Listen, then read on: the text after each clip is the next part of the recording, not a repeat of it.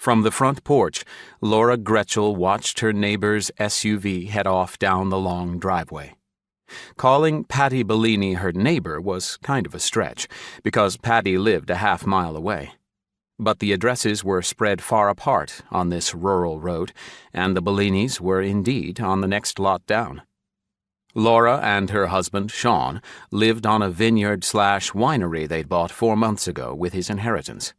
They'd named the wine brand after Sean's late father, Gerard's Cove. Until this past spring, the only thing Laura had known about managing a winery was what she'd picked up from Falcon Crest reruns.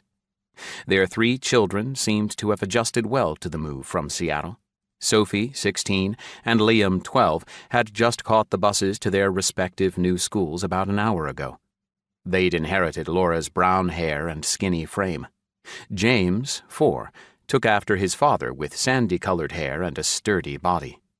James was in preschool with Patty's son, Leo. Laura and Patty took turns driving the boys back and forth. Laura waved goodbye to James and then stepped back inside her 3-story farmhouse. Built in the 1930s, the house looked like something from an Edward Hopper painting. The dining room had a built-in hutch and the original Art Deco overhead light fixture. But the kitchen must have been updated about 20 years ago with black appliances, pale green marble countertops, and cherrywood cabinets.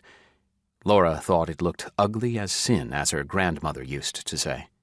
Unfortunately, all those black appliances still worked without a glitch, so it would be a while before Laura could remodel.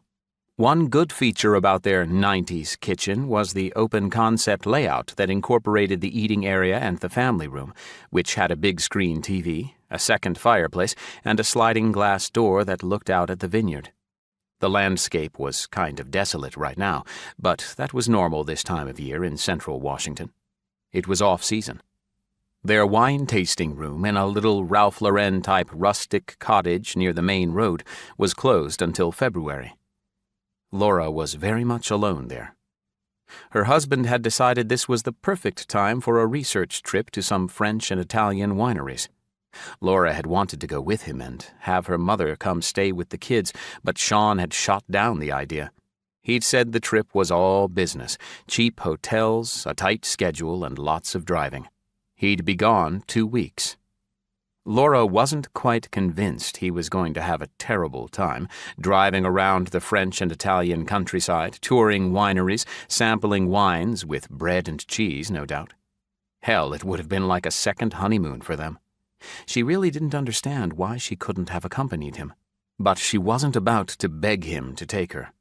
It put a slight strain on things before he left. This was Sean's first extended trip since they'd moved here. Laura was still not used to the house, especially now with him gone. He was usually home during the day, in his study up on the 3rd floor, and in season people worked in the vineyard all day. Now the place seemed deserted and scary.